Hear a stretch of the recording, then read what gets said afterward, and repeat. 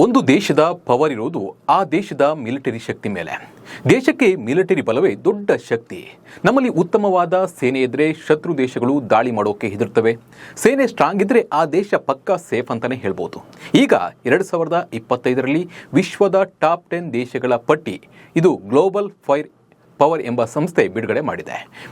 ಹಾಗಿದ್ರೆ global fire power ಪ್ರಕಾರ ಯಾವ ದೇಶದ ಮಿಲಿಟರಿ ಎಷ್ಟನೇ ಸ್ಥಾನದಲ್ಲಿವೆ, ಭಾರತಕ್ಕೆ ಎಷ್ಟನೇ ಸ್ಥಾನ, ಪಾಕ್ ಈ ಪಟ್ಟಿಯಲ್ಲಿ ತನ್ನ ಸ್ಥಾನವನ್ನು ಹೇಗೆ ಕಾಯ್ದುಕೊಂಡಿದೆ ಅನ್ನೋದನ್ನು ಹೇಳ್ತಾ ಹೋಗ್ತೀನಿ. ನಾನು ನಿಮ್ಮ ಶಿವರಾಜ್ ಬಾಣಂಕಿ. ನೀವು ಸುದ್ದಿಯಾನದ ಸಬ್ಸ್ಕ್ರೈಬರ್ ಆಗೋದನ್ನು ಮರಿಬೇಡಿ. ಹಾಗೆ ಈ ವಿಡಿಯೋವನ್ನು ಕೊನೆ ತನಕ ನೋಡಿ.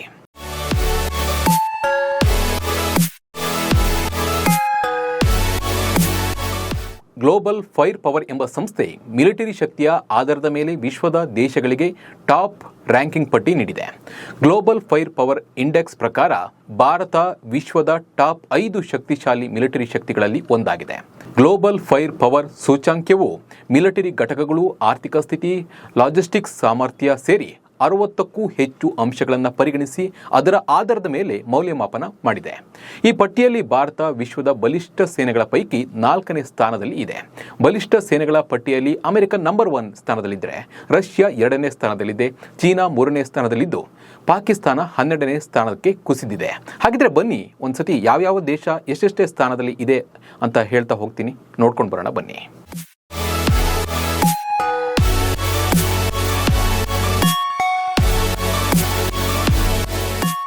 Global fire power index ranking ಪ್ರಕಾರ ಅಮೆರಿಕ ಮಿಲಿಟರಿ 0.0744 ಸ್ಕೋರ್ನೊಂದಿಗೆ ವಿಶ್ವದ ಅತ್ಯಂತ ಶಕ್ತಿಶಾಲಿ ಮಿಲಿಟರಿ ಎನಿಸಿದೆ.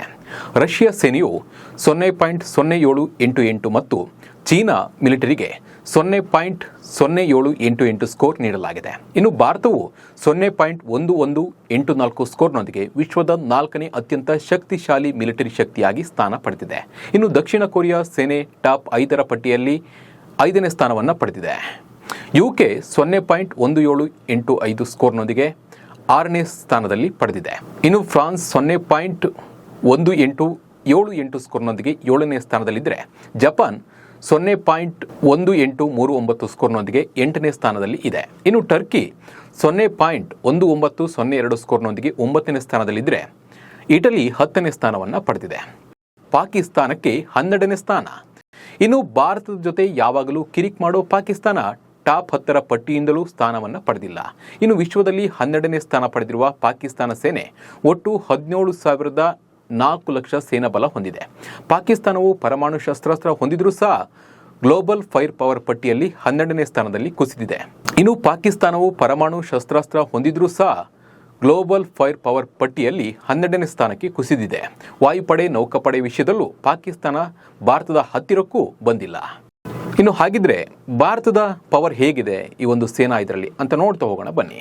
ಭಾರತದ ವಾಯುಪಡೆಯು ವಿಶ್ವದಲ್ಲೇ 4ನೇ ಸ್ಥಾನದಲ್ಲಿದ್ದರೆ, ನೌಕಾಪಡೆ ವಿಶ್ವದಲ್ಲಿ 6ನೇ ಸ್ಥಾನದಲ್ಲಿ ಇದೆ. ಆದರೆ ಪಾಕಿಸ್ತಾನದ ವಾಯುಪಡೆ 7ನೇ ಸ್ಥಾನದಲ್ಲಿದ್ದರೆ, ಪಾಕ್ನ ನೌಕಾಪಡೆ 27ನೇ ಸ್ಥಾನದಲ್ಲಿದೆ.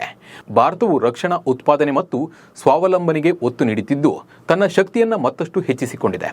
ಭಾರತವು ಒಟ್ಟು 51,037 ಲಕ್ಷ ಮಿಲಿಟರಿ ಬಲವನ್ನು ಹೊಂದಿದೆ. ಇದರಲ್ಲಿ 14.55 ಲಕ್ಷ ಸಕ್ರಿಯ ಸೈನಿಕರು ಮತ್ತು 11.55 ಲಕ್ಷ ಮೀಸಲು ಸೈನಿಕರಿದ್ದಾರೆ. ಇನ್ನು 25 ಲಕ್ಷಕ್ಕೂ ಹೆಚ್ಚು ಅರಸೇನಾ ಪಡೆಗಳ ಬಲವಿದೆ. ಇನ್ನು ಭಾರತೀಯ ವಾಯುಪಡೆಯಲ್ಲಿ 3,10,575 ಮತ್ತು ನೌಕಾಪಡೆಯಲ್ಲಿ 1,42,251 ಸೈನಿಕರಿದ್ದಾರೆ.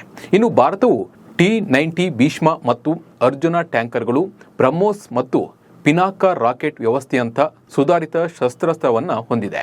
ವಿಶ್ವದಲ್ಲಿ 4ನೇ ಸ್ಥಾನದಲ್ಲಿರುವ ಭಾರತೀಯ ವಾಯುಪಡೆಯು 2,229 ವಿಮಾನಗಳನ್ನು ಹೊಂದಿದೆ. ಇದರಲ್ಲಿ 600 ಫೈಟರ್ ಜೆಟ್ಗಳು, 899 ಹೆಲಿಕಾಪ್ಟರ್ಗಳು, 831 ಸಪೋರ್ಟೆಡ್ ವಿಮಾನಗಳಿವೆ. 150 ಯುದ್ಧ ನೌಕೆಗಳು ಜಲಾಂತರ್ಗಾಮಿ ನೌಕೆಯೊಂದಿಗೆ 6ನೇ ಸ್ಥಾನದಲ್ಲಿದೆ. ಭಾರತ ಯಾವ ದೇಶಕ್ಕೂ ಕಮ್ಮಿ ಇಲ್ಲದಂತೆ ಬೆಳೀತಾ ಇದ್ದು ಸೇನೆಯಲ್ಲಿ ಸಖತ್ ಸ್ಟ್ರಾಂಗ್ ಆಗ್ತಾ ಇದೆ. ಈ ಬಗ್ಗೆ ನಿಮ್ಮ ಅನಿಸಿಕೆಯನ್ನ ಕಮೆಂಟ್ ಮೂಲಕ ತಿಳಿಸಿ. ನಮಸ್ಕಾರ.